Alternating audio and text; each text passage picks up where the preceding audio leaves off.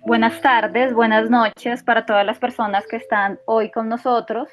Hoy, 22 de abril, continuamos con las discusiones alrededor de los paisajes híbridos en la Cátedra DAC, una iniciativa que une a varias universidades latinoamericanas alrededor de proyectos que se sitúen en la intersección entre el diseño, el arte y la ciencia. Hoy vamos a tener a dos invitados, al artista Hamilton Mestizo, quien nos describirá el proyecto Biocrea, espacio abierto de biología creativa del Media Lab de Prado, que lideró durante el periodo comprendido entre 2018 y 2020. Posteriormente, el investigador Folco Zafalón presenta la exposición Huellas de Desaparición, un proyecto resultado de la colaboración entre la Comisión de la Verdad de Colombia y la Agencia Internacional de Investigación Forensic Architecture.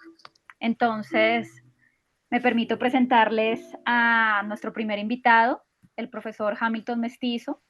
El profesor Mestizo ha dedicado su labor a la investigación y exploración de prácticas transdisciplinares en la intersección entre el arte, el diseño y la ciencia y la tecnología, con el enfoque en su impacto sociocultural, ecológico y comunitario. Su investigación fusiona distintas disciplinas como la microbiología, la biotecnología, la ciencia ciudadana, las artes plásticas y visuales, el prototipado digital y biológico, así como el desarrollo de software y hardware. Esta exploración lo ha llevado a combinar teoría con práctica y materializar piezas artísticas, instalaciones y proyectos con los cuales ha participado en diversos encuentros, congresos, simposios, estancias de investigación, exhibiciones y festivales alrededor del mundo. En el marco de su investigación doctoral, ha colaborado con instituciones como la Cinemateca de Bogotá, el Planetario de Bogotá, Plataforma Bogotá, PISC, el Festival Bergen, el Real Jardín Botánico de Madrid, el Museo Nacional Reina Sofía, la Universidad de Murcia, entre otros. Lideró el programa Biocrea, espacio abierto de biología creativa en el Media Lab Prado, centrando la realización de actividades relacionadas con bioarte, biohacking y con la participación activa de agentes y públicos. Entonces, muchas gracias, profesor Hamilton, por aceptar nuestra invitación y lo escuchamos. Muchas gracias, Silvia, por la presentación. Bueno, quiero compartir pantalla. Bueno, hoy voy a presentar el proyecto Biocrea, espacio abierto de biología creativa. Antes de, pues, bueno, de dar inicio a lo que es Biocrea, voy a contar de dónde viene. Biocrea hace parte de mi investigación doctoral que estuve realizando en los últimos años, desde 2018 a 2023 en la Universidad Complutense de Madrid, y cuyo tema, pues este es el título de la tesis, cuyo tema principal es la producción artística transdisciplinar desde el campo de la biología y la tecnología en la segunda década del siglo, XXI. Y este título pues son palabras que evocan preguntas, así es como empecé, ¿no? Como definiendo el título y ese título pues me llevó a una pregunta, pues ¿cuál es la producción, de qué se trata la producción transdisciplinar?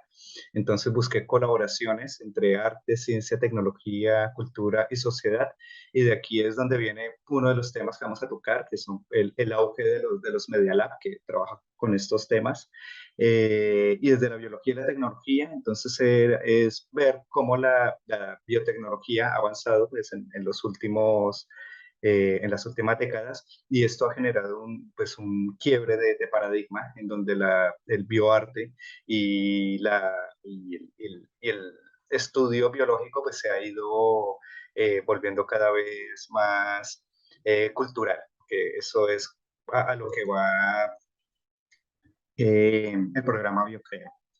Entonces, esto es el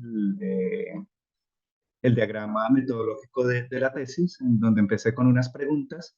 Estas preguntas me llevaron a un objeto de estudio, a definir unas temáticas, a empezar a investigar unos referentes, y aquí aparece un concepto eh, muy reciente, que es el Art Research, que de lo que se trata es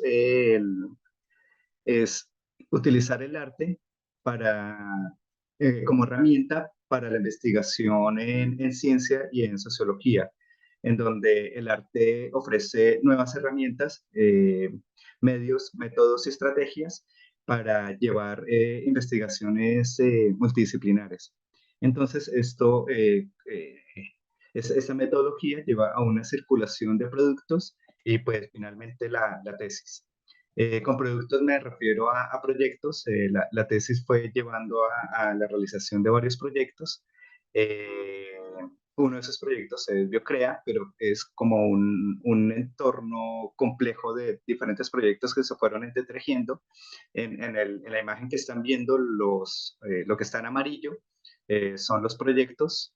Lo que está en azul son las entidades o instituciones que colaboraron con esos proyectos, y lo que está en negro son los conceptos e ideas que rodeaban pues, a cada uno de los proyectos. Entonces, por ejemplo, en Biocrea, la entidad colaboradora principal es Media Lab Prado, y los temas es DIY Bio, biología, hazlo tú misma, el biohacking, el Open Science Hardware, el hardware abierto para la ciencia, y la ciencia ciudadana.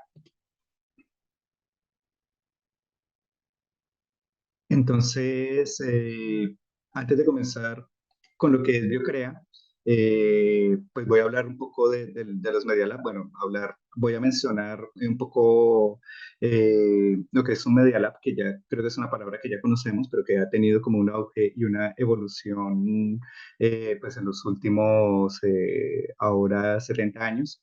Esta idea de poder fusionar el arte, la ciencia con los medios es una idea que empieza porque artistas e ingenieros empiezan a establecer colaboraciones.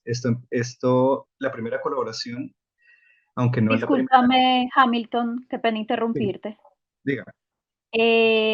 Me están solicitando los compañeros de Brasil si puedes hablar un poco más despacio. Sí, perdón, ya, sí, voy como una. Vale, listo. Voy a hablar más lento, más pausado. Muchas Eh, gracias. vale. Entonces, los Media Lab eh, empiezan a ser un lugar de trabajo transdisciplinar, en donde se combina el arte, la ciencia y los nuevos medios.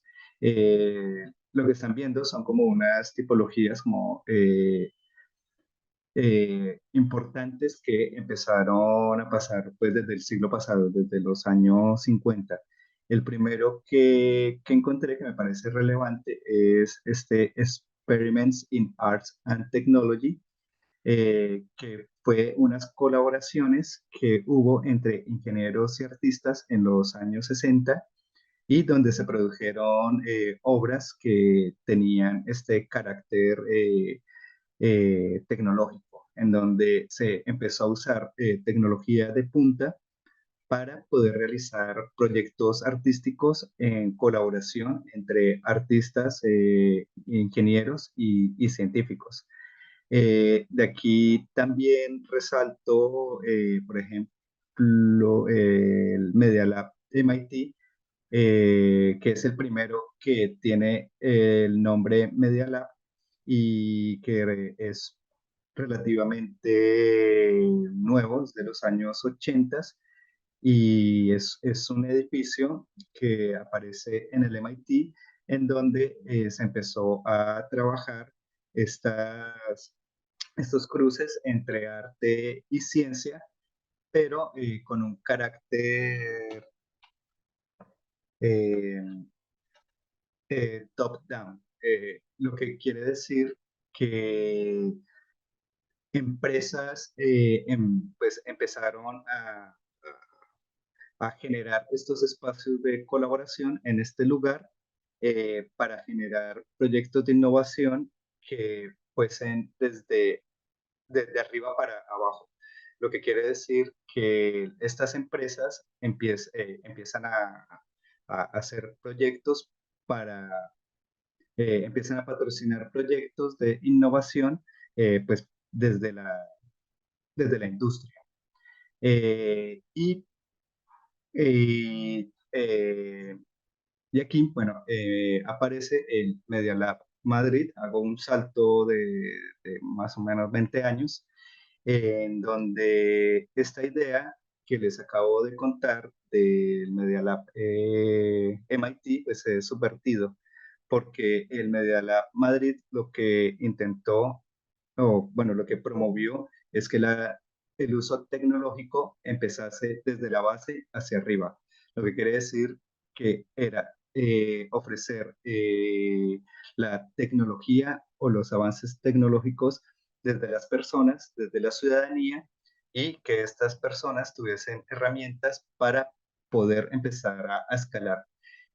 Esto también empieza a pasar por por el auge del open source, del código abierto, que por esta época del 2002, pues empezaban a haber proyectos en donde las tecnologías, gracias al open source, tecnologías de software y hardware, empezaban a ser asequibles pues, a las personas. Eh, Estos, por ejemplo, el proyecto Processing simplificó un lenguaje de programación para ofrecerlo a artistas. Y este lenguaje de programación, que se llama Processing, que está basado en otros lenguajes de programación más complejos, tenía la ventaja que se construía a partir de colaboraciones entre sus usuarios. Es decir, que la tecnología no es solamente algo que usemos, sino que la tecnología es algo que podemos utilizar para crear. Y este cambio de paradigma lo rescata el Media Lab Madrid en sus inicios, eh, pensando en generar un diálogo más profundo entre el arte y la ciencia y la cultura, en donde la cultura, o sea, el desarrollo tecnológico como cultura, eh, empieza a tomarse de la mano con desarrollos que están pasando en este momento. Desarrollos tecnológicos como eh, de software libre y de hardware abierto. Entonces, aquí aparece una idea del Media Lab Madrid, eh, que es un seminario. A ver, voy a contar un poco el contexto de Media Lab Madrid. Media Lab Madrid estuvo en un centro cultural que se llama Conde Duque, que es un centro cultural como cualquier otro, que tiene espacios de exhibición y estos espacios de exhibición, uno de estos espacios, empieza el Media Lab con la idea de, desde la cultura, desde el arte, hacer también una subversión en el hecho de cómo nosotros consumimos cultura. Es decir, estos espacios concebidos, los museos, están concebidos para yo ir a visitar una galería, ver, ¿no?, de forma pasiva unas obras de arte en una sala de exhibición. Pero aquí la idea que ellos empezaron a explorar es qué pasa si ese espacio de galería o de exhibición, pues empieza a volverse un espacio de creación, en donde no solamente los usuarios del museo o del centro cultural van a visitar una obra de arte, sino que la producen. Y esta producción se hace en estas salas. Entonces, esta subversión también del arte y la cultura, eh, de esta subversión, eh, permite que este espacio, Media Lab, como este lugar, como Media Lab sea un espacio de experimentación de la ciudadanía y de los artistas y de los ingenieros a través del programa Interactivos, que es un programa que ellos empiezan a explorar como un seminario abierto de duración de 5 semanas, en donde invitaban a desarrolladores de software libre y de hardware abierto para que dictasen unos seminarios y ayudasen a la producción de forma colaborativa de proyectos artísticos que se construían desde desde las tecnologías que ellos llevaban. Bueno, se construía con las tecnologías que ellos ofrecían y era a través pues, del conocimiento colectivo, de poder compartir en ese espacio.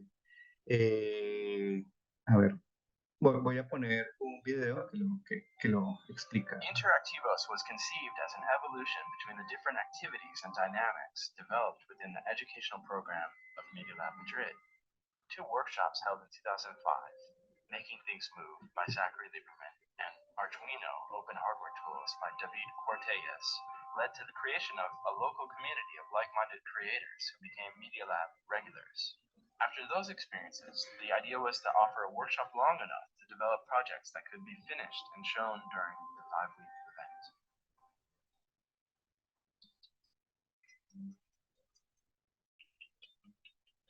Interactivos was a hybrid workshop, exhibition, and seminar, which, rather than focusing on skill learning, was centered around the production of actual projects. A unique environment was created where participants worked collectively from day one to create compelling work that explored the boundaries of physical computing and human-computer interaction. The typical format of instructor and pupil was eschewed in favor of an open one in which participants worked side by side with practitioners as well as the public.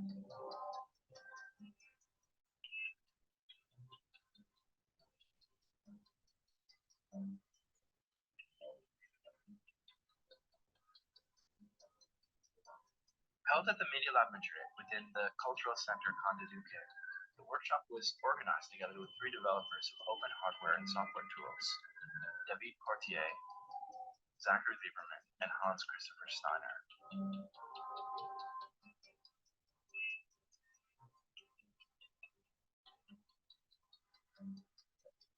At the start of the project, the exhibition space where the event was held was transformed overnight into a workspace.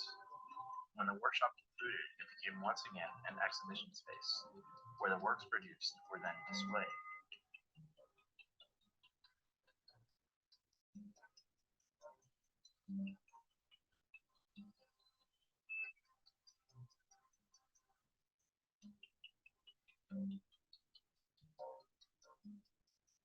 This environment spread out across Madrid and included activities and concerts held at a variety of venues around the city.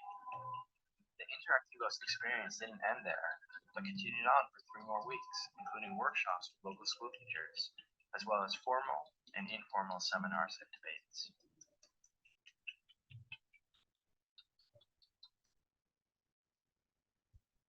En este programa, Interactivos, bueno, como lo acaban de ver, hacía un llamado a creadores, a ciudadanos, a personas del común para que trabajasen en el prototipado de tecnologías. Esto que vimos fueron los 2 primeros seminarios de 2005 y 2006, donde llamaron a diferentes creadores de proyectos de software libre y de hardware libre para desarrollar prototipos. Este programa Interactivos continuó. A ver, el Media Lab Madrid se traslada a otro espacio y cambia de nombre para llamarse Media Lab Prado y continúa como Media Lab Prado con el programa Interactivos bajo esta lógica. bajo esta lógica, ¿no? De invitar a personas, a desarrolladores de diferentes temas a compartir y desarrollar proyectos colaborativos. Y aquí es donde empieza a aparecer la idea de Biocrea. ¿Por qué? Porque muchos de estos seminarios durante el tiempo trabajaron esa temática, la temática de la ciencia y de la biología. Por ejemplo, en 2009 el tema fue ciencia de garaje, en donde uno de los proyectos eh, fue hacer como un entorno que se llama Hackteria. Bueno, es un entorno de DIY, de biología, hazlo tú misma, a partir de, pues, de explorar herramientas de software y hardware abierto para crear tecnologías que pudiesen ser utilizadas en procesos biológicos y en biotecnología. Eh, También en 2010, Ciencia de Barrio trabajó este mismo concepto de la ciencia de garaje, pero llevado o pensado a comunidades, de cómo llevar la ciencia a la comunidad. Y en 2016, en Mundos Posibles, se repite la temática de la ciencia a ver, entonces paso a la siguiente diapositiva.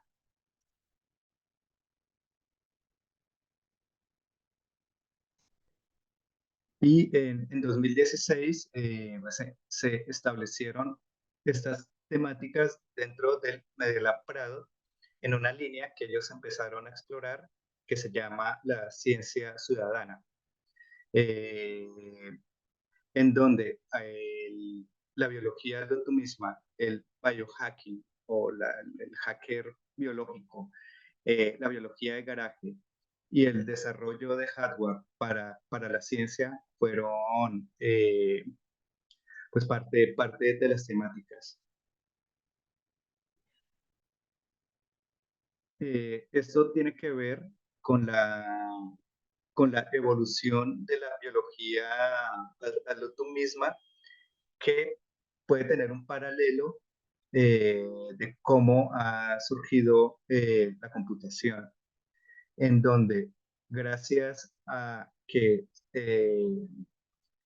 se empieza a hacer más económico y más accesible las herramientas, pues como la computadora personal, empieza a haber una evolución muy rápida desde desde la ciudadanía en proyectos que involucran la biología y la biotecnología y la genética.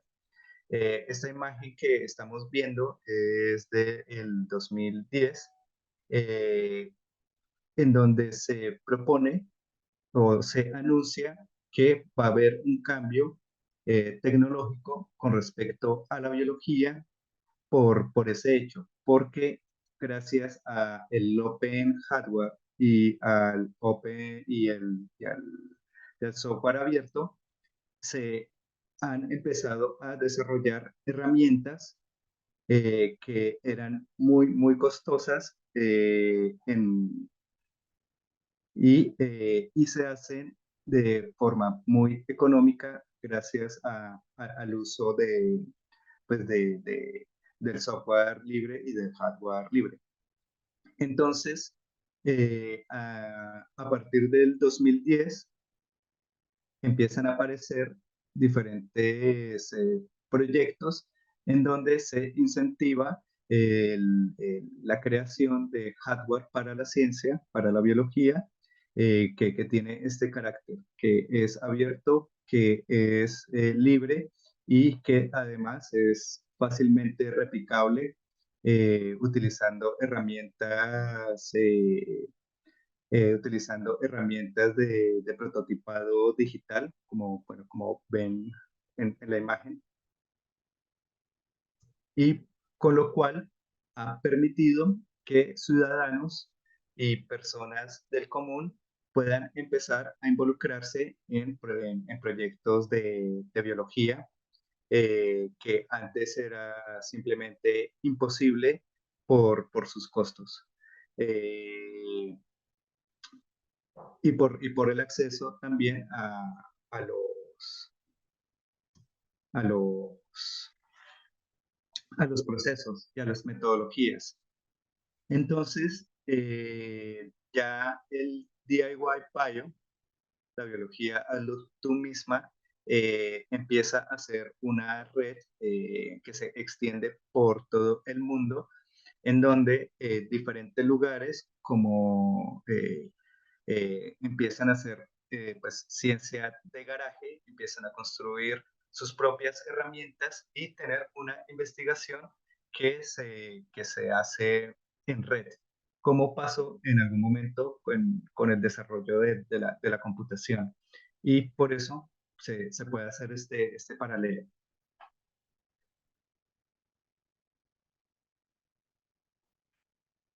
A ver.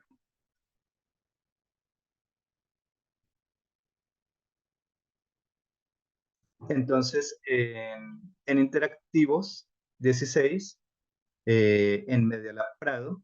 A ver, aquí ha pasado Medialab Prado, desde lo que vimos de Medialab Madrid, evolucionó hasta convertirse en un edificio eh, que es el Medialab Prado. Y este edificio, con la misma idea inicial que tuvo Medialab Madrid de transformar el centro cultural en un centro de creación tecnológica, pues lo que hizo fue extenderse en proporciones y ser un edificio que ofrecía diferentes herramientas para que las personas, ciudadanos, pudiesen investigar sobre diferentes temas. Entre estos temas estaba la ciencia ciudadana, que empieza a ser una línea en Medellín Prado y que empieza a tomar relevancia. Entonces, lo mismo que vimos en el video, que a estos seminarios interactivos invitaban a diferentes personas que, pues, que estaban involucradas en un auge tecnológico. Pues a este seminario de 2016 pasó lo mismo. Invitaron a personas que estaban desarrollando hardware de código abierto. eh, Entre esos está grupos como Hackteria, que nació en 2019 en el Interactivos Ciencia de Garaje, y que durante todos estos años, desde 2009 a 2016, desarrolló un sinnúmero de herramientas para la biología y metodologías de estudio eh, pues, de esta temática. También, por ejemplo, para este seminario se invitó a Gaudí Labs, que bueno, es Urs Gauden, que es el que está en la foto, el alto, que él en Suiza ha desarrollado muchísimas herramientas para la biotecnología, entre esas herramientas que costaban muchísimo y que se usaban para ingeniería genética,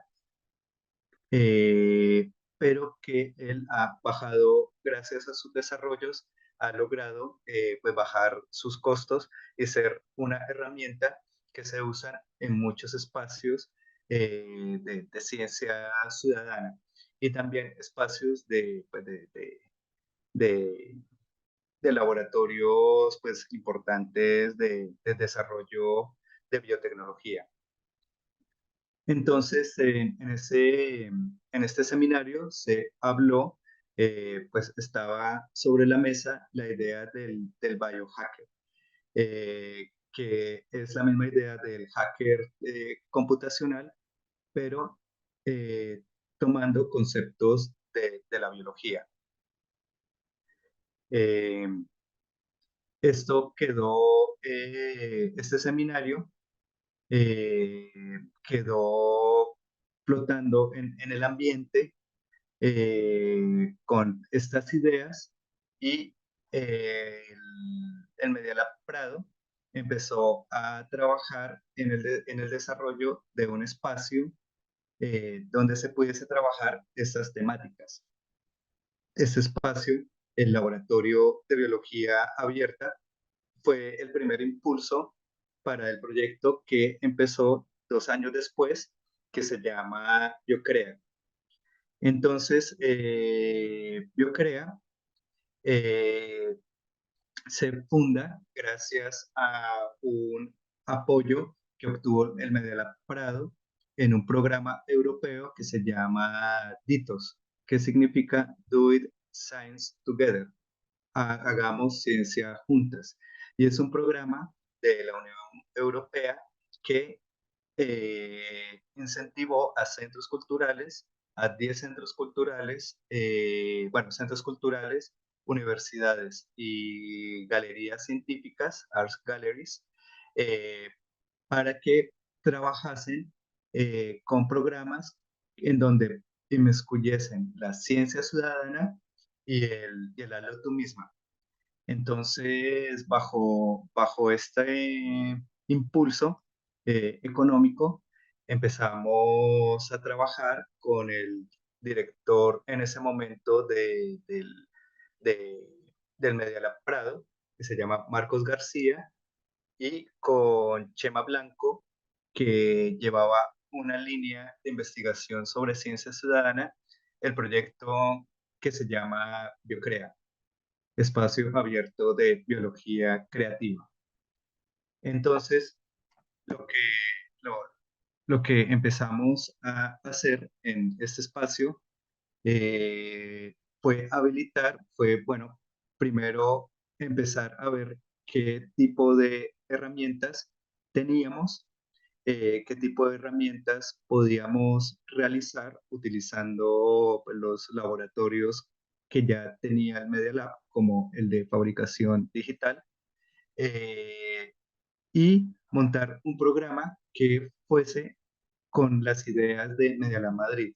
Es decir, un programa en donde las mismas personas, los usuarios y las usuarias del centro cultural empezasen a construir este lugar y estas tecnologías y las temáticas que se empezaron a trabajar en este lugar. Eh, bueno, lo que están viendo fue un mobiliario que construimos, que es un mobiliario móvil que tiene diferentes instrumentos y herramientas y que se podía mover por todo el centro cultural, con lo que cualquier lugar del centro cultural tenía el potencial para volverse un laboratorio de biotecnología. Entonces, para empezar a acercar a la ciudadanía, empezamos a realizar un programa a partir de actividades públicas en donde desarrollamos herramientas de bajo costo que pudiesen ser trabajados eh, para diferentes fines. Eh, por ejemplo, es una idea que tomamos de Hackteria, que es un microscopio que usa un lente de un puntero láser para convertirlo en un microscopio que puede ser usado con el teléfono móvil. Entonces, el teléfono móvil se convierte en un microscopio usando este lente y el costo es de 2 o 3 euros por microscopio, por lo que empezamos a invitar a diferentes personas a que construyesen el microscopio y entre esos colegios, que es, bueno, el video que les voy a mostrar fue la invitación a unos estudiantes a que realizasen el proyecto, a que realizasen el microscopio para analizar el agua que rodea su colegio. Entonces, utilizamos las herramientas de prototipado digital. Vale, pues estamos haciendo un microscopio casero a base de cartón, madera, ruedas, bueno, vale, sí, las ruedas son de cartón y tornillos y tuercas y la lente de un láser, básicamente. Entonces, mira, te voy a explicar hasta cómo funciona, ¿sí? Vale, pues entonces ahí se pone la muestra, o sea, el portal con la muestra, ahí va la lente, entonces pones aquí el móvil, pones una luz abajo y ya puedes y estamos viendo una muestra de agua de la Quinta de los Molinos, en Madrid. Mirando si hay bichos en una gota de agua. Varios frutos, Mira, igual si enfocas más. Bueno, estos estudiantes fueron de los primeros grupos de investigación que empezaron a ver dentro del programa BioCrea.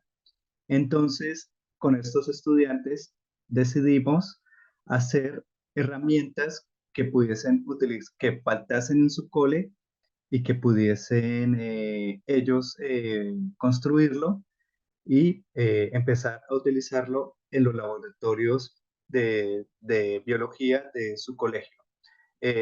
Por ejemplo, diferentes tipos de microscopios, incubadoras.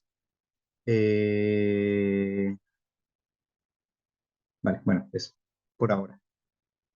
Entonces, este es otro microscopio utilizando cámaras web. Hicimos un modelo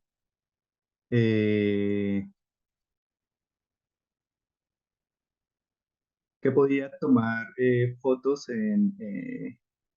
de alta definición y que en el aula de clase los estudiantes podían usar sus teléfonos móviles conectados entre sí como una cámara, o sea, es una cámara web que se conecta a la red de Wi-Fi del colegio y cualquier estudiante desde su teléfono móvil podía ver pues, las imágenes que el microscopio estaba transmitiendo.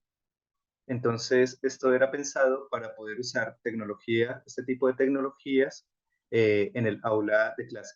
Estas son imágenes que se toman, tienen muy alta resolución y puede bajar unos 10x. Esto es un proyecto también realizamos con ellos, que era una incubadora. Esta que estamos viendo fue un modelo fracasado de incubadora que quisimos retomar. Hicieron que hicieron unos usuarios de Medialab Prado, pero que no continuaron porque fue un fracaso. Pero nosotros decidimos tomar ese fracaso para replantear el proyecto y realizar esa incubadora pues para que ellos lo pudieran usar en su cole. Entonces, en el laboratorio de electrónica de Medialab Prado, desarrollamos esta incubadora que se llama Incubox, porque es una incubadora para microorganismos, para microbiología, que cualquier box, cualquier caja puede volverse una incubadora. Ese es el concepto. Entonces, esta herramienta lo que permite es que yo pueda usarla Bueno, hicimos diferentes modelos. Este fue el casi final, que lo que hace es que calienta el aire a su alrededor y mantiene una temperatura estable dependiendo de, pues, del lugar donde se ponga. Entonces, la idea era que cualquier caja pudiese convertirse en una incubadora gracias a este objeto. Todo el objeto tiene la lógica de ser hardware abierto, los planos se pueden conseguir, se pueden bajar y desarrollamos pues con los estudiantes eh, una placa electrónica eh, para que pudiese ser replicado no solo en su colegio, sino en otros contextos. Esta es la placa electrónica. Todo esto iba pasando mientras que ellos iban aprendiendo. Ellos no tenían ningún tipo de conocimiento en electrónica, sino que a través de las herramientas y los usuarios de Media Prado, ellos iban aprendiendo cómo hacerlo.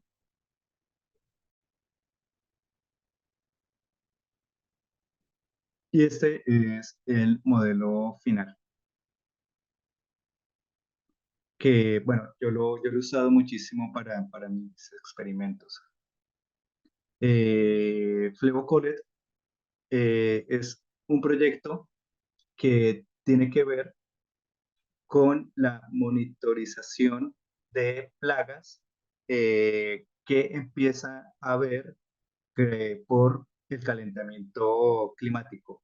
Entonces hay una plaga que se llama flebotomos eh, que empieza a aparecer en la ciudad de Madrid en los últimos años y que es muy peligrosa porque transmite una enfermedad, no recuerdo ahora el nombre, esmoliosis creo que se llama, eh, y que, a ver, y que afecta la salud pública.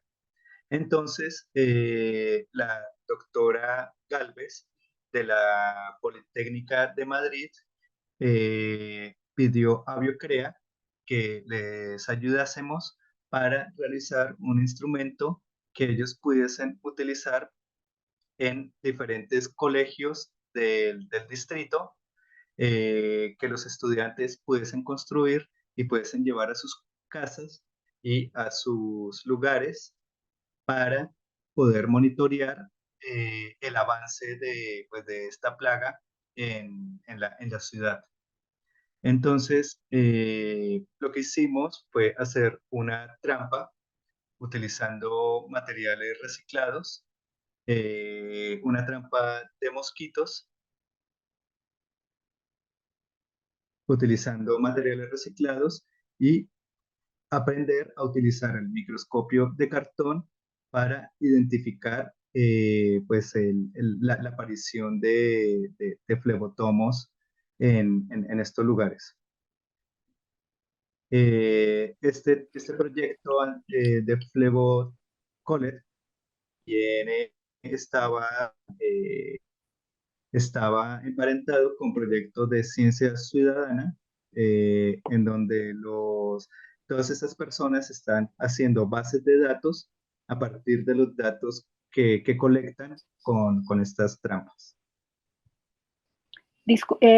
Disculpa, profesor Hamilton, Sí, para recordarte que quedan 5 minutos para poder pasar a la conversación y al listo. siguiente conferencista. Gracias. Ok, 5 minutos. Voy hasta donde llegue. Bueno, todos estos proyectos empezaron a tener una circulación eh, en diferentes lugares, en diferentes seminarios y diferentes puntos de encuentro de ciencia ciudadana. Entonces, la idea era que también estos grupos se empoderasen de estas herramientas y empezasen a circular la idea en diferentes entornos fuera de Media Lab Prado.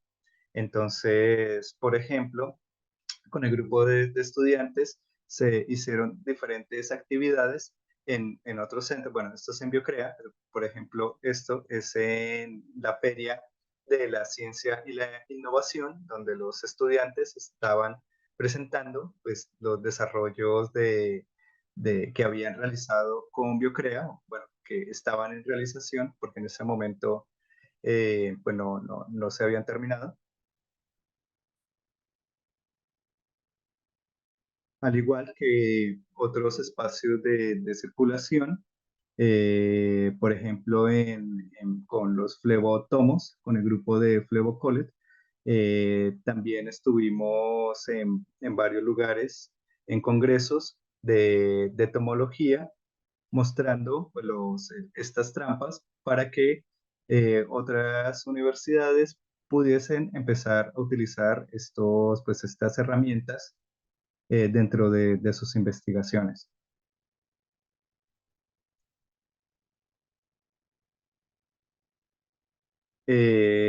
Bueno, micro macro, eh, bueno, es un taller que utilizó estos microscopios ya en una colaboración con el Jardín Botánico.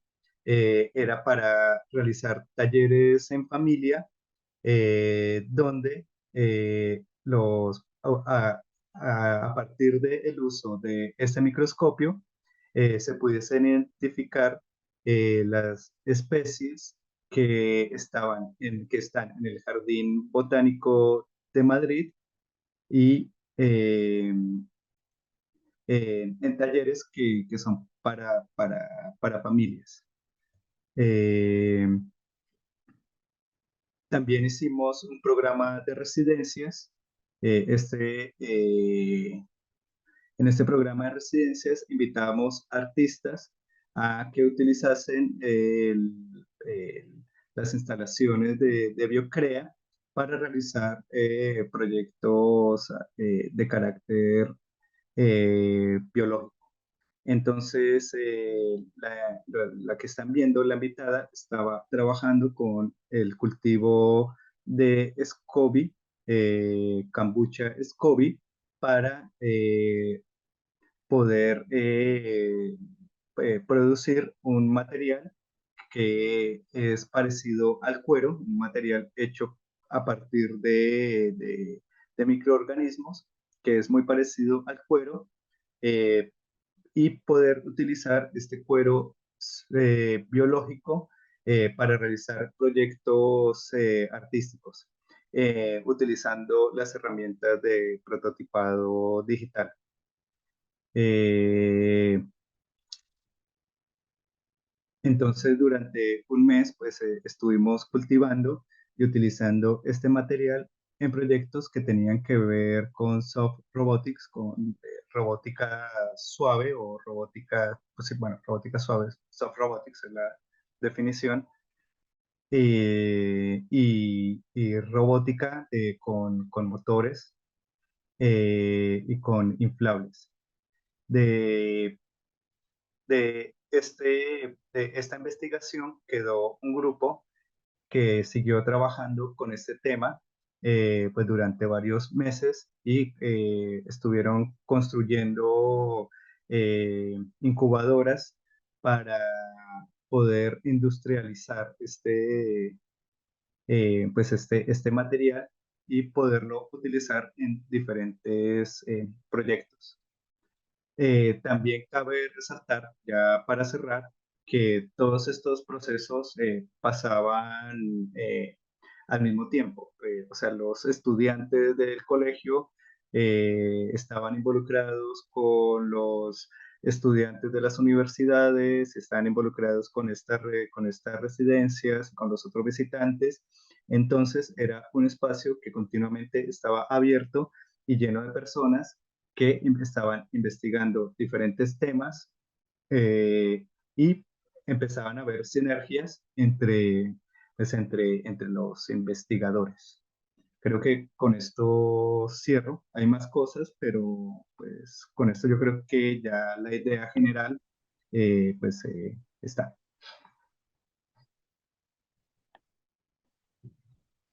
Muchísimas gracias, profesor Hamilton. Muy interesante. Entonces, pues ahora quisiéramos pasar al momento de preguntas y respuestas. Vamos a empezar con Germán.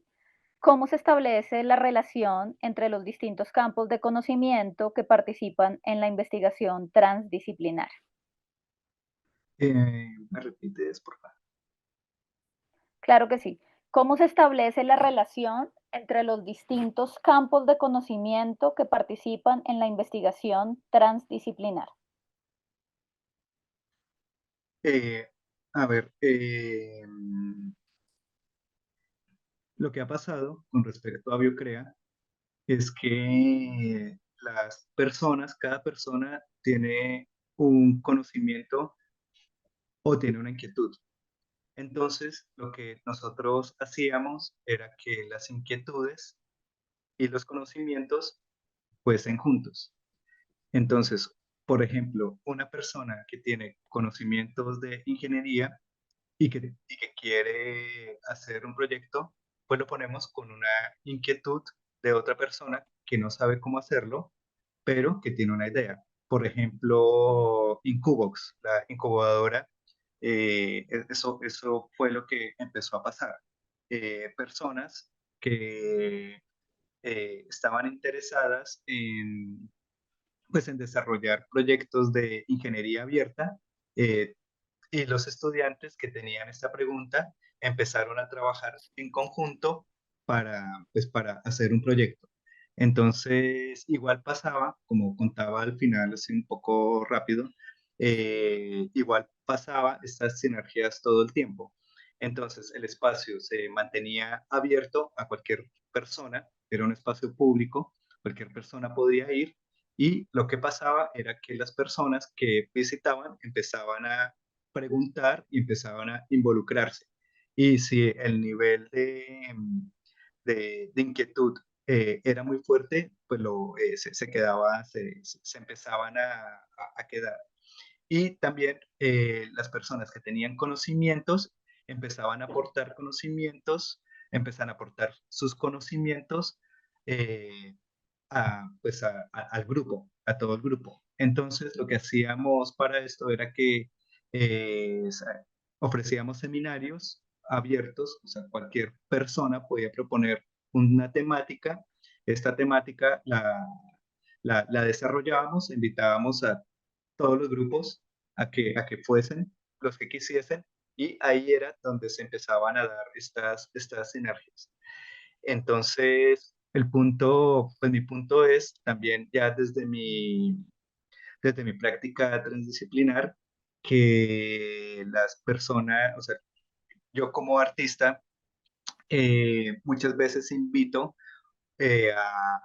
a biólogos, a diseñadores, a científicos, a ingenieros, a tener un diálogo a partir de esas inquietudes, más que de conocimientos. Y así, pues, he podido trazar pues, diferentes proyectos en donde cada persona obtiene algo y da algo. Ok. Yo tengo dos preguntas, profesor. Sin duda, todas las iniciativas que propendan por una ciencia más abierta, más accesible, más eficiente y transparente, pues van a implicar un beneficio para todas y para todos.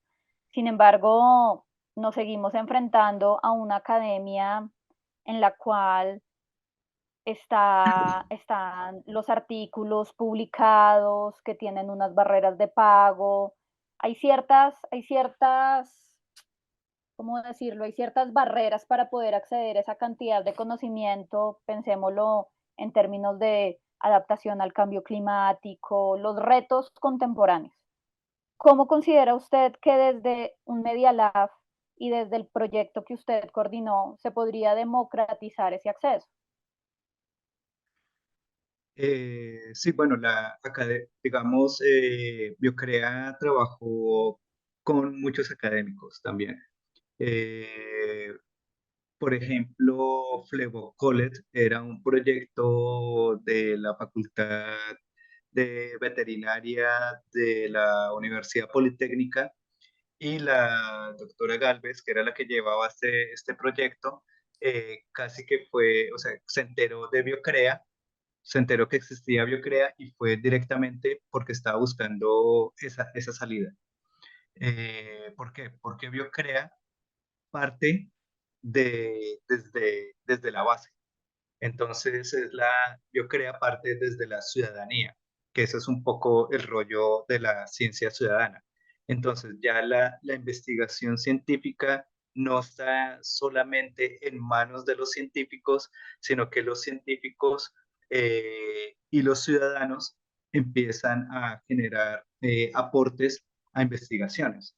Entonces, aquí lo que pasa es que cuando ya se pasa al otro lado, es decir, cuando se van al lugar de la ciencia abierta y de la ciencia ciudadana, pues el científico o sea, tiene que seguir en su rollo de publicaciones y etcétera, pero también está haciendo un aporte a la ciudadanía y a proyectos que se alimentan a partir de la interacción con las personas. Entonces, bueno, Flevocolet es un buen ejemplo de eso porque lo que pasó con eso, el proyecto ahora es muy grande, lo pueden ver por internet y ha tenido mucho auge por el hecho que las personas pueden fabricar sus propias herramientas. Entonces, cuando yo como ciudadano empiezo a tener las herramientas, empiezo pues, a adquirir también un espíritu científico y de investigación.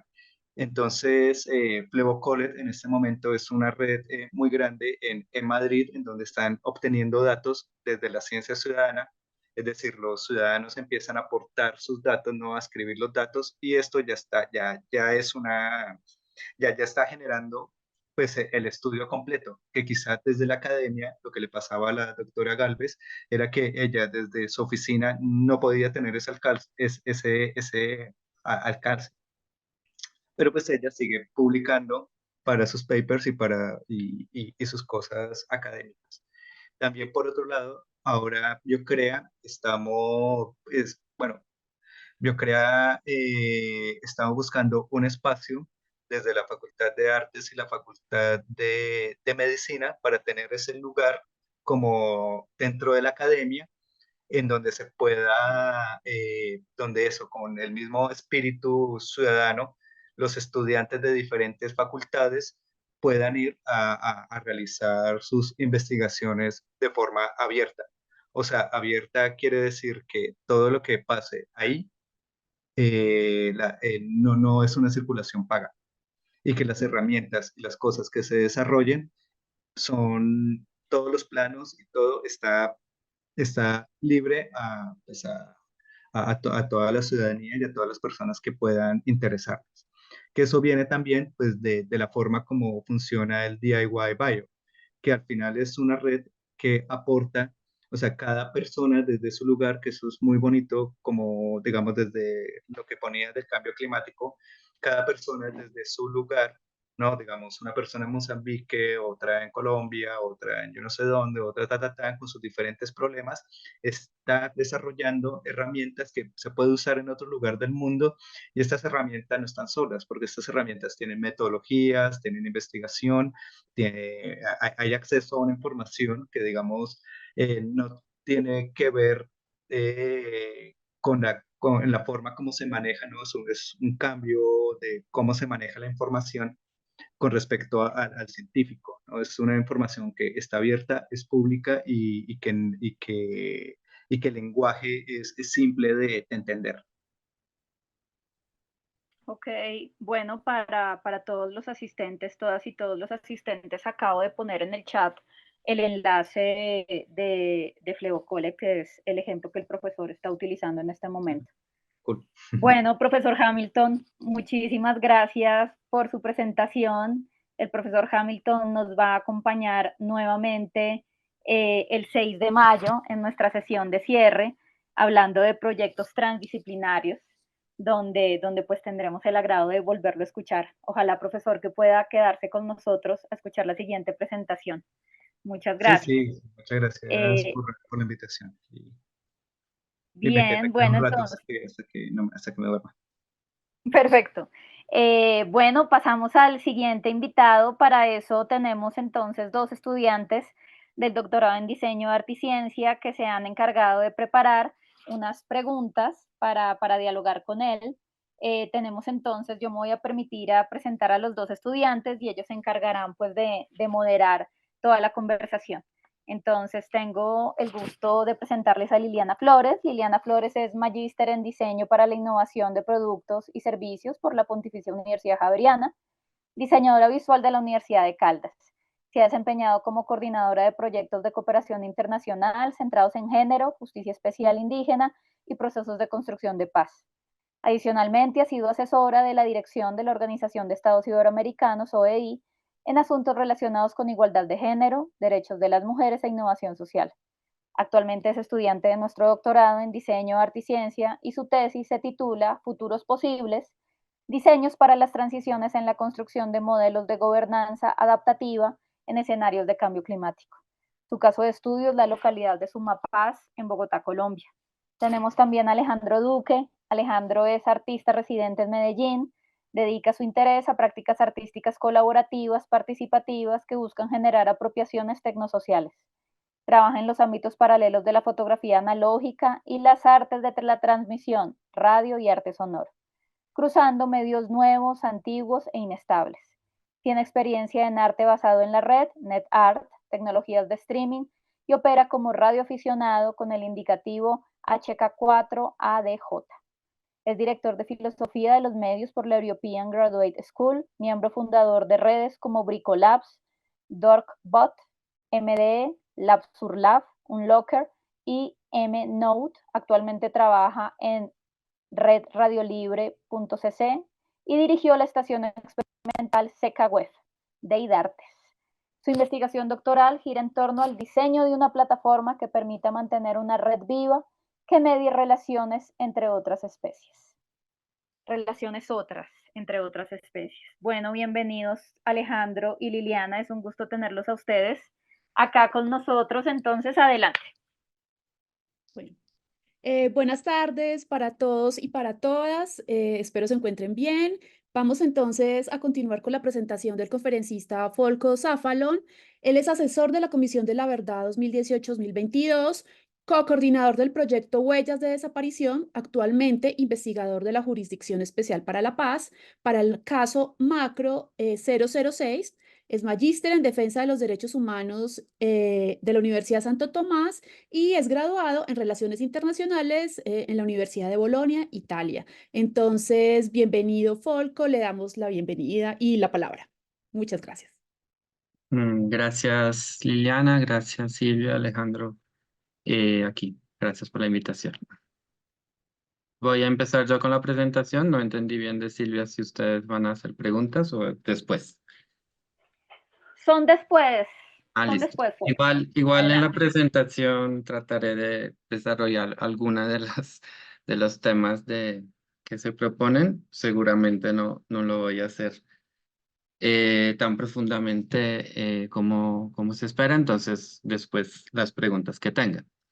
Entonces, bueno, primero empezar presentándome. Ya me presentaron, sin embargo, quería también especificar que frente al proyecto, yo fui co-coordinador en un sentido amplio. Digamos que yo era el asesor del comisionado Alejandro Valencia Villa y ese proyecto, como les voy a presentar ahora, ha sido un proyecto que abarcó múltiples aspectos que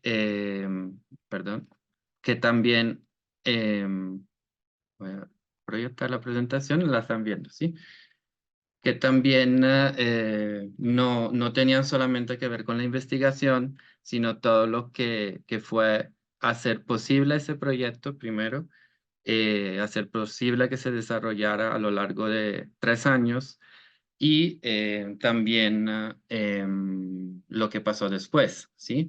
Me interesa particularmente también mirar algunos aspectos de los resultados del proyecto porque tienen que ver con un impacto, por así decir, por decirlo, político en el contexto transicional en el cual vive Colombia.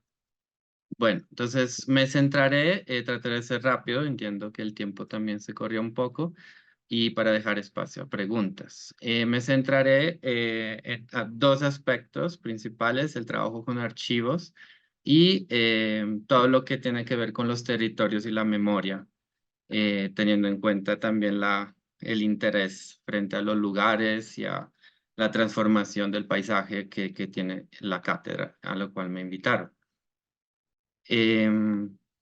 Bueno, acá quizás no se ve muy bien con la barra de Zoom, pero en primer lugar quería hablar de la alianza, ¿sí? Entre Comisión de la Verdad. ¿De qué se trató ese proyecto, sí? Yo hacía parte de la Comisión de la Verdad y esta alianza fue propiciada por un conocimiento previo entre el comisionado Alejandro Valencia Villa, defensor de derechos humanos, y Eyal Weizman, el director de Forensic Architecture, en particular por una investigación que se había realizado en México por el caso Ayotzinapa. El interés, digamos, de la Comisión de la Verdad era traer voy más despacio por los traductores en portugués. Las Gracias. las metodologías y técnicas de investigación novedosas y experimentales que conocíamos de parte de Forensic Architecture, y también su experiencia en analizar violaciones de derechos humanos y crímenes ambientales. Se escogieron 3 casos, patrones de violaciones de derechos humanos. Ahora profundizaré o explicitaré cuáles y por qué fueron escogidos según el interés y el potencial de que pudiéramos, a través de las técnicas y metodologías de Forensic Architecture, tener un resultado de gran impacto. Y entonces sabíamos también de la apuesta visual, artística de Forensic Architecture, y esto, digamos, era un aspecto central porque por la Comisión de la Verdad era fundamental atraer públicos diferentes, no expertos, inclusive personas contrarias o indiferentes a temáticas relacionadas con el conflicto armado colombiano. Por eso, además de la alianza entre Forensic y la Comisión, desde el 2018 se empezó el diálogo con el Banco de la República, pensando además en el museo como un espacio público donde dar esos debates sobre verdades. También decir, por eso les mencionaba mi rol, que hacer este proyecto no fue sencillo, no solo en términos investigativos, sino en términos de gestión y de posibilidades. Es un proyecto que tuvo sus costos, ¿sí? Lo vemos, unos resultados que inclusive fueron más allá de lo esperado. Sin embargo, por largos años, meses, estábamos en riesgo que eso no se pudiera realizar en la dimensión que se realizó. Entonces, eso fue el 2018. La investigación duró 3 años. Cada caso que se escogió tenía el objetivo de mostrar diferentes aspectos, diferentes patrones de violación de derechos humanos, pero también fue una posibilidad por parte de Forensic Architecture de experimentar, de ser un laboratorio de técnicas, de métodos de investigación y producción para que cada caso y cada aspecto que queríamos investigar y resaltar frente a esas violaciones de derechos humanos pudiera ser muy sólidas en sus bases científicas, en sus bases de investigación, y pudiera tener unos resultados y narrativos particularmente impactantes. En primer lugar, el caso del Urabá antioqueño y del despojo, tratando de descifrar estas causas ambientales, económicas, políticas, burocráticas del despojo, y los impactos tanto a las personas, a los campesinos en particular, pero también al medio ambiente, ¿sí? Y de cómo todos esos aspectos se entrelazan en el concepto amplio que consideramos es el despojo de tierras. Para ese caso, Forensic Architecture utilizó diferentes técnicas. Recuerdo la fotogrametría, por ejemplo, en la costa de Nueva Colonia para medir el cambio, digamos, a través de la erosión costera que había en esa costa y que empujaba a los campesinos hacia digamos, le quitaba tierra desde la costa cuando también las industrias bananeras los empujaban hacia el mar con sus, digamos, expansión de producción en ese territorio.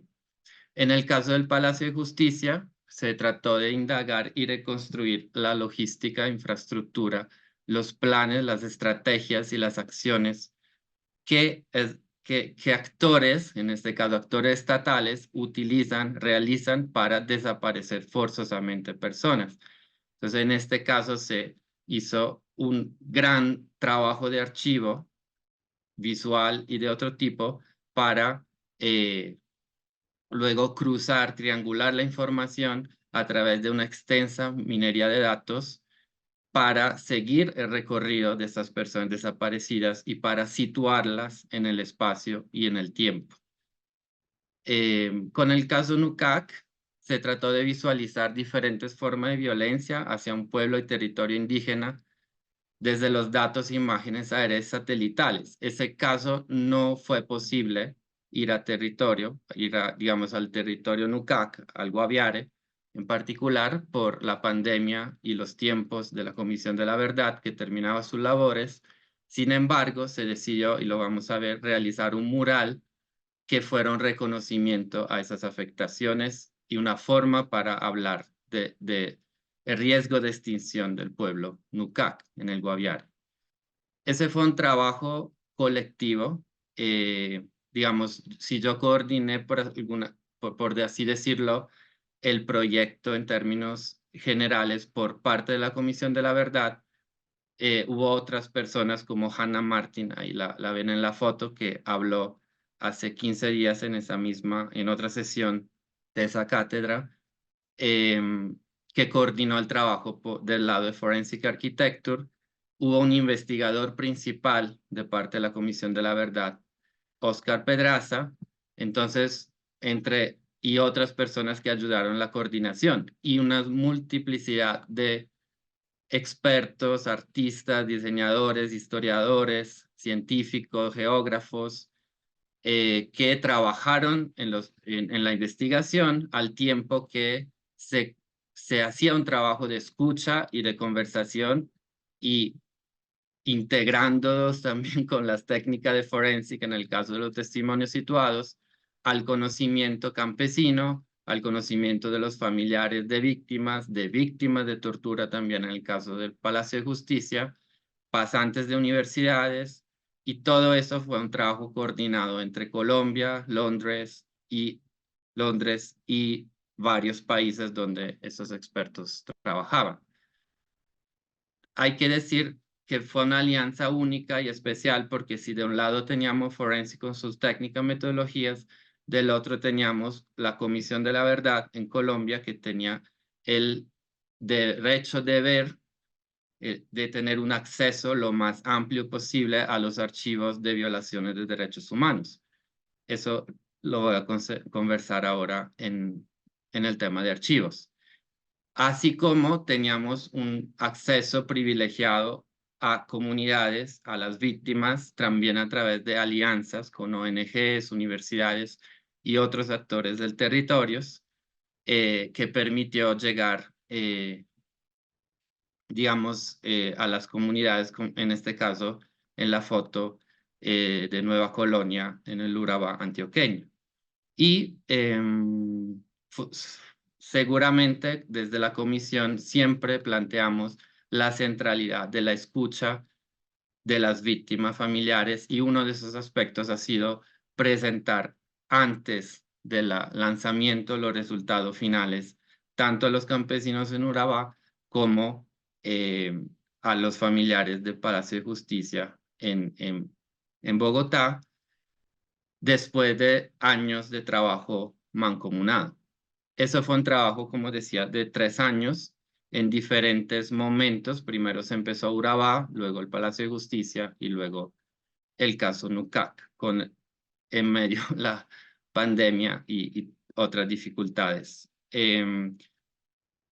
Antes de entrar a los resultados, quería hablar de los temas de archivos. Eso es parte de un artículo que junto con Fernanda Barbosa estamos escribiendo acerca de esos aspectos del archivo en este proyecto. Ya que una de las claves del trabajo ha sido la capacidad que teníamos las dos instituciones, perdón, se me fue el link, de buscar, acceder, procesar, organizar, utilizar y publicar los archivos. Esto, desde el principio del trabajo, implicó diferentes retos. Desde el acceso al archivo, había instituciones estatales que, a pesar de la garantía constitucional a la Comisión de la Verdad, no nos dieron acceso a cierta información estatal y de inteligencia, por ejemplo. Sin embargo, siempre se buscaron otros caminos para acceder a la información necesaria para reconstruir historias, lugares y otros aspectos que necesitábamos del proyecto. Y en algunos casos también se encontraban, no digo por casualidad, sin embargo, aspectos inesperados. Por ejemplo, uno de los puntos de partida del proyecto fue el archivo del DAS que se encontró sobre la masacre de Honduras y La Negra en una biblioteca pública por parte de unos pasantes. Y ese archivo tenía los mapas de los lugares de las masacres que luego les hablaré. También hubo retos frente tanto a la ausencia de información, como en el caso del catastro en Urabá, por ejemplo, como de abundancia, ¿sí? Teníamos el expediente 9755 de la Fiscalía sobre el Palacio de Justicia, que tenía cientos de horas de videos y muchísima información, declaraciones, que el reto era primero lograr bajar desde los formatos antiguos, los CD y otros que tenían la Fiscalía, y otros formatos que tocó transformar y pasar, digamos, a Londres al servidor de Forensic Architecture. Todo ese trabajo de archivo, no me alargo, luego fue parte de lo que llamamos, digamos así, coloquialmente, armar el rompecabezas. El trabajo, la metodología de Forensic Architecture, como la minería de datos, la reconstrucción digital de los territorios, el hablar con las víctimas y testimonios y campesinos en testimonios situados, permitieron, digamos, triangular la información. Y yo siempre digo, por mi entendimiento, por así decirlo, más básico de estas técnicas de investigación, que el centro siempre son los dos elementos de espacio y tiempo, ¿sí? Todos los datos, toda la información, todos los archivos que se desarrollaron, encontraron y produjeron en este proyecto se situaron en el espacio y en el tiempo de estos patrones de violencia. Otros aspectos frente a los archivos fue los riesgos al momento de la definición de abrirlos, ¿sí? De ponerlos a disposición del público. Por un lado, la apuesta que también está planteada en la introducción del proyecto de verificación abierta de Forensic Architecture, o sea, poner a disposición todos los datos, todas las metodologías, todo el material para que las personas conozcan de primera mano cómo y qué resultados, cómo se llegó a estos resultados. Y también la comisión tenía el deber de garantizar el derecho a saber de la sociedad de la manera más amplia. Sin embargo, había datos muy sensibles, declaraciones, por ejemplo, en el caso del Palacio de Justicia, donde en la minería de datos, por ejemplo, se identificaban nombres y otros elementos que podían poner en riesgo a las personas.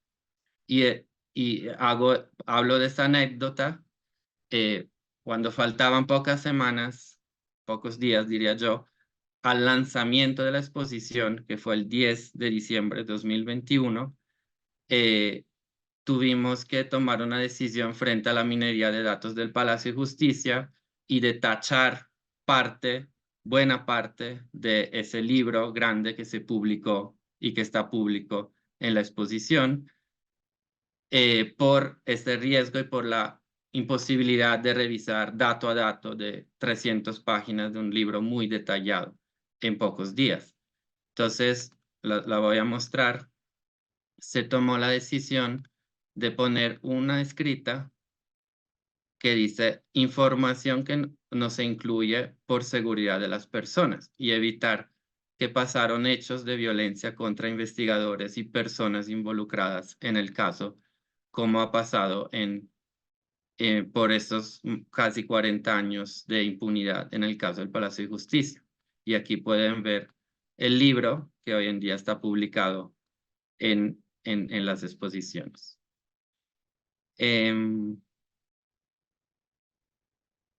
Y finalmente, digamos, entonces, terminadas esta etapa de la discusión sobre qué publicar y, digamos, de parte de Forensic Architecture, junto también con el Banco de la República, crear la museografía y definir dónde iba cada elemento del proyecto,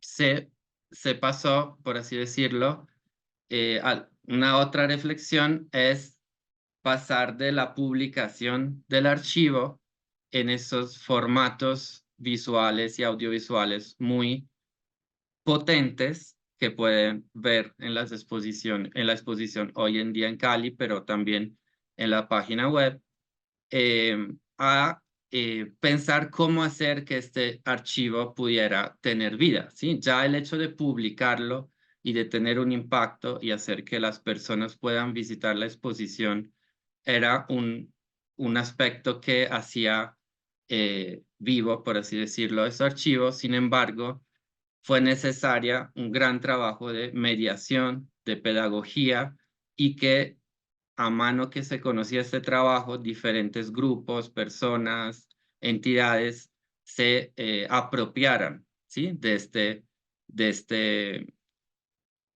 este proyecto y pudieran trabajarlo en diferentes ámbitos, que luego les voy a mencionar rápidamente. Este es un ejemplo. Aquí pueden ver el mural Nuca, que esta es la entrada de la exposición, llamado La Selva Detectada, y es una imagen única de más de 40, 50 años de violencia, y a la vuelta, digamos, en la entrada, hay un reconocimiento también de la violencia colonial contra ese pueblo. No entro en, digamos, cada proyecto está en la página web, están toda la información para que puedan, y los videos para que puedan conocer más de cada proyecto. Sin embargo, este es un ejemplo de cómo se dio vida a un elemento de la exposición. En abril de 2022, con la Comisión de la Verdad todavía en sus funciones, se generó un diálogo entre el pueblo Nucac y los campesinos del Guaviare acerca de las experiencias del conflicto armado, las afectaciones territoriales y temas de convivencia. Aquí no encontré la foto, pero aparte de ese conversatorio de esas comunidades, hubo una visita de los Nucac a la exposición y fue muy interesante cuando vieron la imagen, el mapa, y reconocieron inmediatamente su territorio. Y por ejemplo, esa tierra que se ve a la derecha, que es el Cerro de la Cerbatana, que es un lugar sagrado para ellos donde han tenido que irse por tema del conflicto armado. Y también se debatió sobre el riesgo de extinción y sobre la situación precaria de los Nucac en el casco urbano de San José del Guaviare. frente a los resultados de investigación, me quería centrar en este aspecto de los lugares, territorios y de la memoria, por el ámbito de la cátedra donde estamos conversando. Seguramente algunos de los resultados de investigación aportaron a identificar y reconstruir territorios y lugares de memoria. Y también el mismo proyecto es un llamado para el reconocimiento institucional y social de estos lugares. Por ejemplo, tomé 3 ejemplos de formas como trabajamos algo que aportó a la memoria. Por ejemplo, el mirar la transformación en el tiempo de los lugares de las masacres en Urabá, Honduras, La Negra y Coquitos. Ya les mencioné Honduras y La Negra, que reconstruimos gracias a... Voy a hacer partir un video. Si no lo escuchan, me lo dicen para que fuera más directo. Originalmente. El despojo es un término que agrupa las prácticas de apropiación ilegal de tierras a sus ocupantes o dueños legítimos. 3 formas de violencia se combinan para realizar el despojo en esta zona del país: física, legal y ambiental. Trabajamos con 3 comunidades de este corregimiento. Cada una ha tenido experiencias específicas del despojo.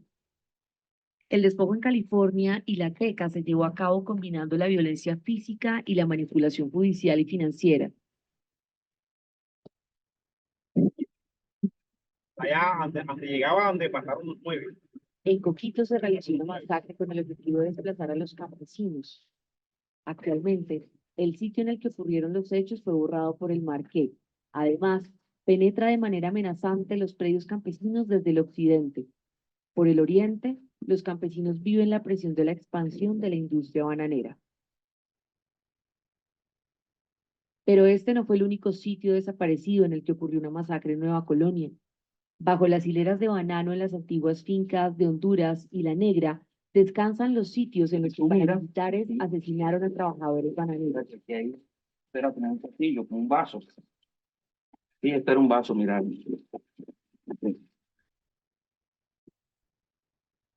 Esto me dice a mí que la casa era aquí.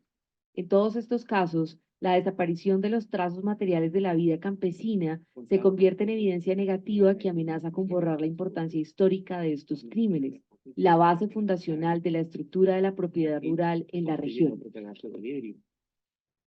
Pero la gente no olvida, tampoco la tierra. Trabajamos con campesinos, testigos y sobrevivientes de las masacres para reconstruir el paisaje perdido y su historia material.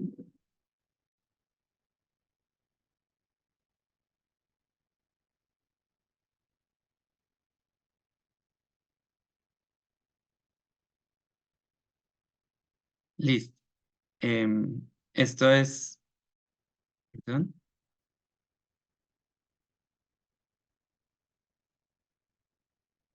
Esto era un ejemplo y también quería mostrar, más abajo está la página web de la Comisión de la Verdad. Este proyecto, están todos los videos y los lugares de las masacres. Vemos el de Coquitos en 89, la costa y la erosión hoy en día en 2021. El lugar de la masacre hoy en día está a más de 400 metros en medio del mar. En Honduras vemos que las casas donde se efectuaron las masacres hoy en día no están más y están en medio de la naturaleza, y La Negra también están en medio del plátano, de la industria del plátano. Entonces, este proyecto de alguna forma aportó, digamos, a la memoria de las víctimas de estos lugares. También, digamos, el concepto de memoria de la tierra, que se ve muy bien en el video de Coquitos, y del cual habló también Hannah Martin hace 15 días, muestra la reconstrucción de la forma de vida campesinas con esta reconstrucción tridimensional del territorio que realizó Forensic y los cambios en el uso del suelo y la afectación al territorio y medio ambiente. Cómo todo eso influye en la posibilidad de vida y de sobrevivencia y de producción de los pequeños productores de Nueva Colonia. También una memoria económica que se realizó al descifrar los cambios de propiedad en los predios de Nueva Colonia. Esto lo realizó Forensic en una plataforma y está el mural que generó mucho debate y alguna polémica, en particular en Medellín, donde se ve la transformación, digamos, en la propiedad de los predios a lo largo de más de 50 años de transferencias económicas de predios y en los últimos años siempre más en la financialización, en generar, en hacer que la tierra no sea más de interés para control, sino como moneda financiera, ¿sí? Esa plataforma también se puede acceder de la página web de la Comisión y Forensic. Esa memoria económica, de alguna forma, es una memoria que ponemos al público, de alguna forma, para tener un impacto en la conciencia colectiva. Toda esta élite, en particular antioqueña, pero en otros casos puede ser de otros lugares, estaba haciendo transacciones en un territorio que todo el país y todo a nivel colectivo se sabía que era un territorio de violencia donde estaban aconteciendo masacres y otras formas de violencia. La memoria para la sobrevivencia, como lo vimos en el tema del pueblo Nucac, y el reconocimiento de la afectación histórica, colonial y actual a ese pueblo. Y un aspecto que me interesa, digamos, evidenciar es en el caso del Palacio de Justicia, como algunos edificios públicos e instalaciones militares donde se planearon y cometieron violaciones de derechos humanos, ayudan a la memoria contra la impunidad, que es tan compleja de tener en Colombia, sobre todo cuando los lugares donde acontecieron los mismos hechos hoy en día siguen siendo, digamos, lugares donde se hace actividades militares o de otro tipo. Sin embargo, es interesante que hoy en día las maquetas del proyecto están en la Casa del Florero, que es el Museo de la Independencia y es el sitio donde fue planeada la retoma del Palacio de Justicia y la selección de las personas consideradas especiales. Me acabo de enterar que estaba sin video, lo siento.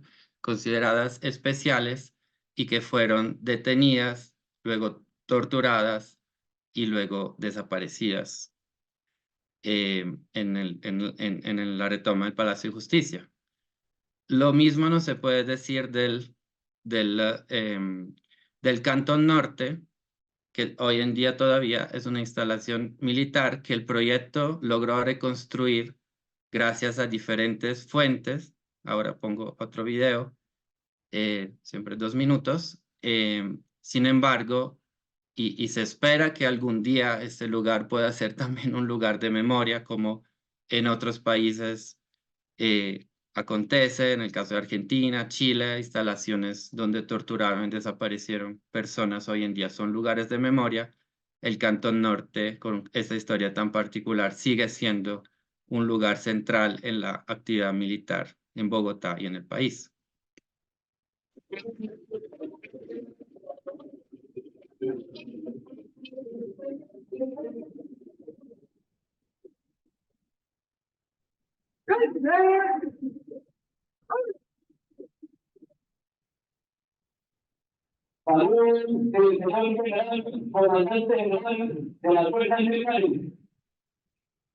El dragón destrozado por San Jorge.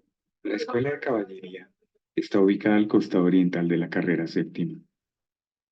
Originalmente, las edificaciones operaban como una hacienda que en 1936 fue adaptada para uso militar y se amplió en 1966. En el año 2000, dejó de ser utilizada para operaciones militares. Sin embargo, sigue siendo una escuela de caballería. Entre 1978 y 1982, este lugar fue utilizado como centro de interrogación y tortura por parte de la inteligencia militar. En estos años, se declaró el estado de sitio, con el propósito de combatir a los grupos guerrilleros que eran considerados una amenaza nacional, y se aplicó el Estatuto de Seguridad. Dado el uso de la escuela por parte de la inteligencia militar, la manera en que funcionaban estos edificios era y sigue siendo casi completamente desconocida. Forman otro tipo de caja negra. Para reconstruir estos espacios, recolectamos la información disponible de fuentes abiertas como videos de YouTube publicados por visitantes al complejo e imágenes de los picaderos para caballos de la escuela.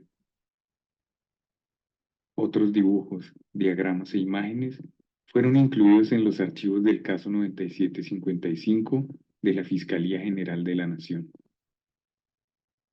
Una serie de imágenes aéreas y satelitales desde el año 1984 hasta el presente sirvieron como la línea base para nuestro análisis. Estudiamos los testimonios de sobrevivientes del Estatuto de Seguridad y los comparamos con los de personas que fueron interrogados y torturados en el complejo militar tras la toma del Palacio de Justicia.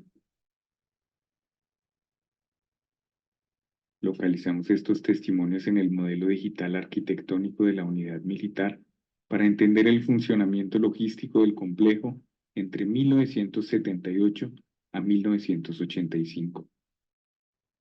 Los testimonios a continuación provienen de sobrevivientes de la época del Estatuto de Seguridad. Las celdas eran Bueno, este es otro ejemplo. Entonces, ya para cerrar, digamos, esta reflexión sobre lo que se pudo aportar y lo de parte de este proyecto y lo que falta a nivel institucional y colectivo social para que esos espacios, esos lugares puedan ser un reconocimiento a la memoria de las víctimas y una conciencia colectiva ya instalada en el país. Ya para terminar, decir que los resultados del proyecto fueron llevados a diferentes museos y espacios físicos, otros espacios digitales, y fueron apropiados de diferente manera por personas, grupos y entidades de varios tipos. En Colombia hubo 3 experiencias en particular. El primero, el MAMU en Bogotá, hasta entre 2021 y 2022. Aquí alguna imagen, ¿sí?, del trabajo con los familiares de desaparecidos, pero también trabajo pedagógico y cómo se llevó los videos del proyecto a la Cinemateca, ¿sí? Como eso son diferentes formas como las personas asimilaron esa cantidad de información, narrativas y datos, algunas veces de manera más colectiva en la exposición, en los debates, otras veces de manera más individual, íntima, por ejemplo, en la Cinemateca o en la página web. Acá está la experiencia de Medellín. Esta es una de las pocas actividades donde hubo muchas personas, ya que promovimos directamente desde la excomisionada y otras personas de la comisión, y pueden ver, por ejemplo, una periodista que hizo una investigación a profundidad sobre los temas ambientales en Coquitos, en la vereda Coquitos de Nueva Colonia, y estos aspectos ambientales y territoriales. Y el coordinador de la territorial de Guaviare hablando de la historia de los Nucac. ¿Por qué digo que uno de los pocos eventos? Porque esta experiencia en el Museo de Antioquia no fue particularmente promovida por el mismo museo al tener ese mural en particular de violencia económica, digamos, de los temas económicos en Urabá, ¿sí? Y finalmente, hoy en día está en Cali, donde se realizó un gran trabajo expositivo, como en todos los museos, y además se tiene una sala didáctica donde se hacen múltiples actividades que aterrizan esos temas también al contexto local del Valle del Cauca.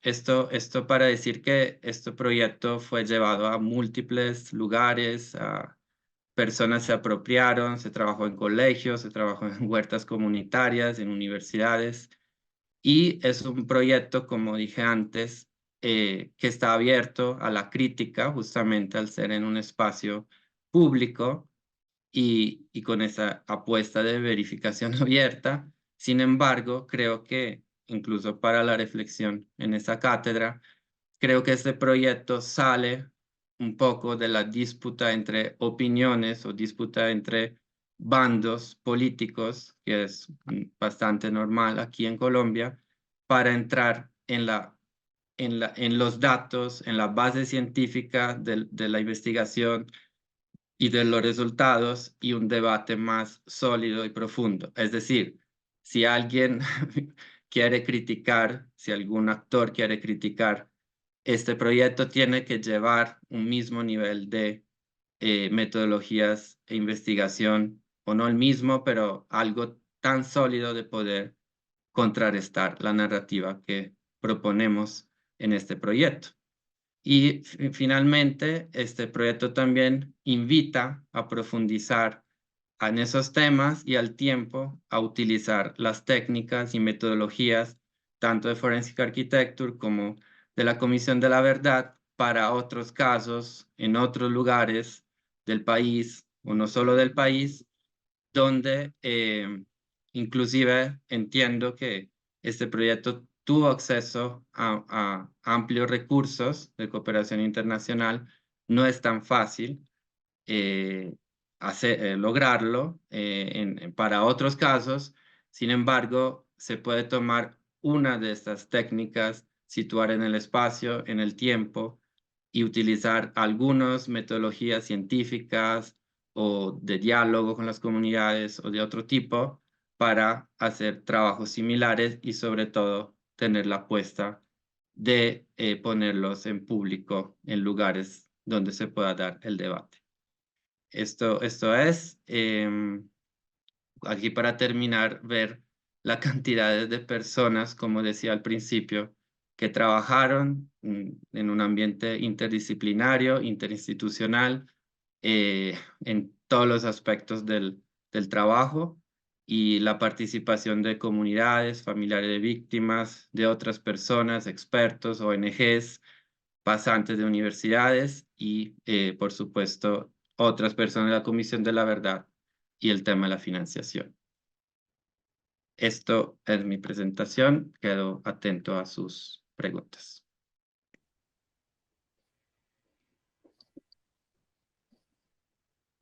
Muchas gracias, Folco, por la presentación y por la generosidad en la cantidad de información que nos proporcionas. Liliana y Alejandro tienen unas preguntas que en parte ya has respondido a lo largo de tu presentación, pero pues quisiera darles la palabra si quieren hacer alguna pregunta más puntual, y también obviamente a todos los asistentes las preguntas que tengan. Adelante, Liliana. Bueno, Folco, pues muchas gracias por la presentación. En este caso es muy pertinente para nosotros porque justo en varias de las propuestas doctorales estamos estudiando lo que es la noción de territorio y esas nuevas narrativas. Entonces, pues consideramos que de verdad esto pues nos alimenta mucho como este proceso. Nosotros teníamos una pregunta enfocada hacia la metodología. Creo que esa ya en parte se respondió, pero sí me gustaría como que si nos puede hacer un énfasis un poco como en ese proceso de triangulación de la información. Sí, puede ser en el caso de Coquitos o en el caso del Palacio de Justicia. Muchas gracias. Sí, bueno, también de nuevo explicitar em, que hay dos personas en particular que fueron las cabezas de esta parte de la investigación. Sin embargo, en todas las etapas he sido parte de esta conversación y de esta elaboración y de la coordinación de varias personas que ayudaron a ese aspecto. Yo creo que, digamos, en ambos casos, como decía al principio, cada caso fue un laboratorio, un experimental, tanto por Forensic como por la comisión, digamos también de entendimiento común, que tengo que decir que al principio no fue tan fácil al ser una comisión de la verdad en todos los demás aspectos de la investigación, o perdón, en la mayoría, una investigación más clásica que produjo el informe final que conocemos. Sin embargo, em, veníamos de, digamos, la noción del archivo, sí, fue como el centro del entendimiento, un archivo que no solo era una fuente, sino que era una misma pieza que podía servir para brindar datos a los genios, digo yo, que trabajan en Forensic Architecture y situar esos datos siempre en el espacio y en el tiempo.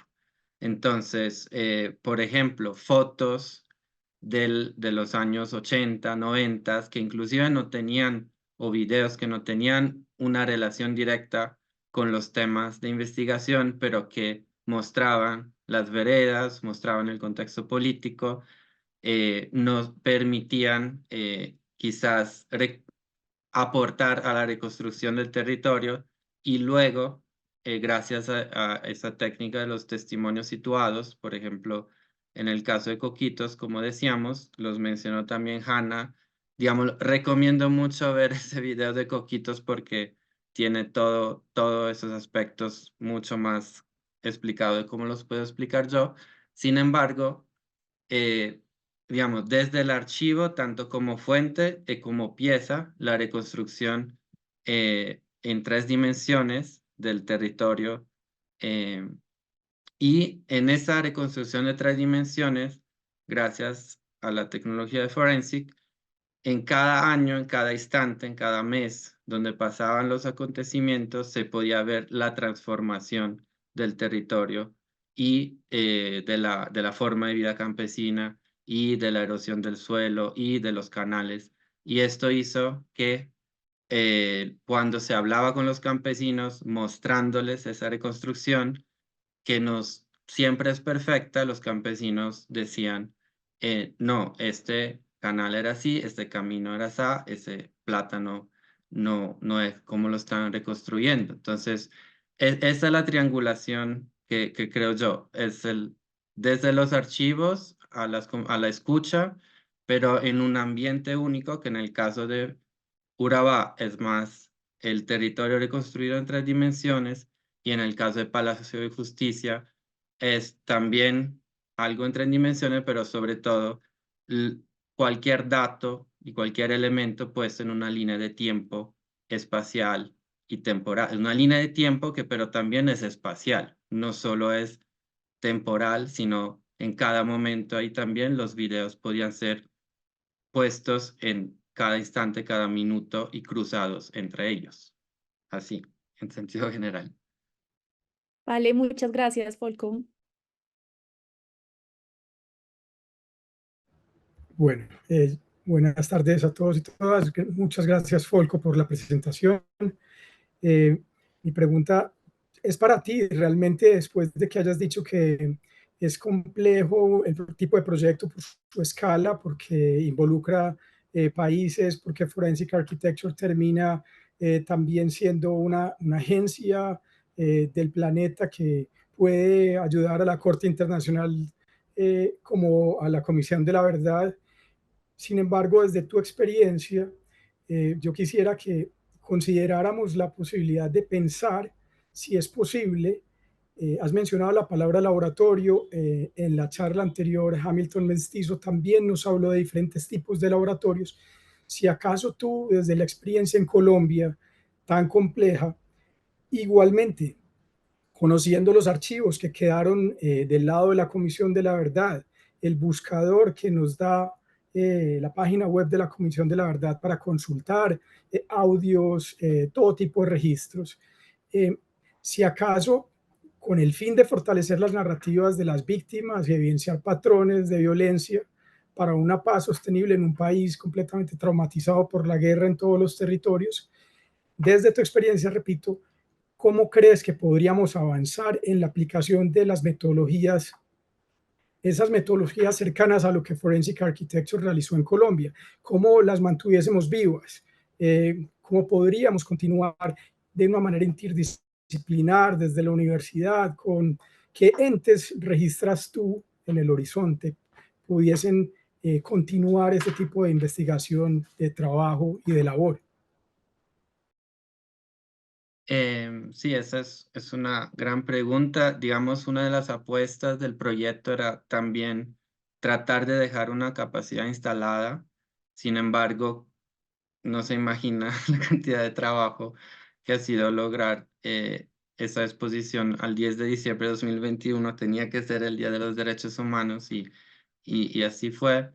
Sin embargo, creo que varios grupos, tanto de universidades como los mismos museos, como ONGs, digamos, han tratado de tomar algunas de estas técnicas para llevar otros casos de violación de derechos humanos al conocimiento público.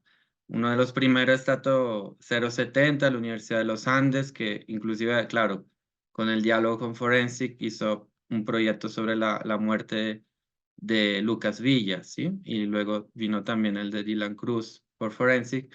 Pero hoy en día, por ejemplo, el Museo de la Tertulia, con la otra, otra persona que coordinó el proyecto, Fernanda Barbosa, en mayo tratará de hacer un experimento chiquito con una comunidad de pescadores del Valle del Cauca, que afectada por la violencia, utilizando siempre esas nociones de archivos, de tiempo, de espacio, como creo yo que hay varias formas, ¿no? Hay forma más sencilla de bajar todos esos conceptos y esas metodologías a una posibilidad tanto en cuanto a recursos y de diálogo con ciertas comunidades, pero también hay posibilidades más atrevidas que creo que en ese espacio académico y de redes internacionales donde digamos, están ustedes en el doctorado, creo que se podría plantear de cómo generar redes, justamente los tres temas de esta cátedra, diseño, arte y ciencia,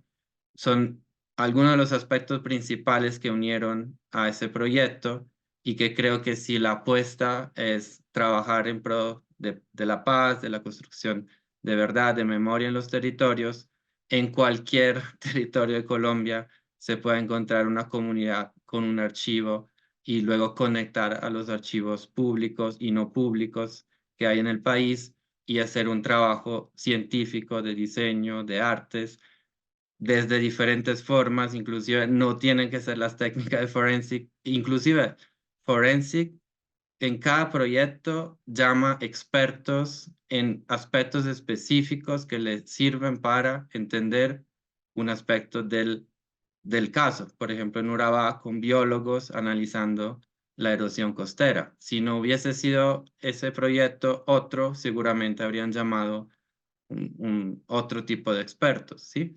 Entonces creo que hay múltiples posibilidades que en ese ámbito académico creo yo que hay dos aspectos que pueden trascender el ámbito académico que son fundamentales, que es la puesta en público al debate y, digamos, el contacto con las comunidades y las víctimas que en muchos ámbitos académicos se realizan, pero en otros no. Entonces creo que esos dos aspectos, si se unen al gran conocimiento y experticia académica, pueden tener un potencial inmenso que creo en Colombia se hace mucho y se podría hacer al infinito, creo yo. Vale, obrigado. Muchas gracias. Obrigado. Folco, gostaria de parabenizar, belíssima apresentação, um projeto incrível. Maravilhoso. Eu gostaria de pedir para compartilhar o material para o Brasil, ok? Sim, eu também agradecido porque Brasil foi meu primeiro país onde cheguei na América Latina em 2009. Já não falo muito português, mas disposição a outra coordenadora, Fernanda Barbosa, é brasileira, e assim que estamos muito disponíveis para apresentações e para dar a conhecer esse projeto. Gracias. Nuevamente, muchas gracias, Folco. Para todos los asistentes en el chat, dejé los enlaces de la Comisión de la Verdad, de manera particular de los 3 en los cuales Folco se concentró en esta presentación: el caso Territorio Nucac, el caso del despojo de Urabá y el caso del Palacio de Justicia. Entonces, bueno, si no tenemos más preguntas, agradezco a la profesora Diana Castelblanco, que en estos momentos se encuentra en una conexión bastante compleja, pero los saluda. Diana, la profesora Diana fue quien hizo la gestión para que Folco estuviera el día de hoy con nosotros. Y entonces les agradecemos su participación el día de hoy, al profesor Hamilton, a Folco. Los esperamos en 8 días. Tenemos 2 invitadas. Tenemos a la invitada Sigrid Falla, con procesos de co-creación con comunidades para el diseño de espacios museográficos, el caso de Maloca, y con Enrique Sobral, el caso Turku 1827, rescate y memoria de una ciudad en llamas. Les deseamos un feliz resto de semana. Hasta luego, querida Agda. Hasta luego a todos. Gracias, Liliana. Gracias, Alejandro. Gracias a todos. Hamilton, gracias pela apresentação.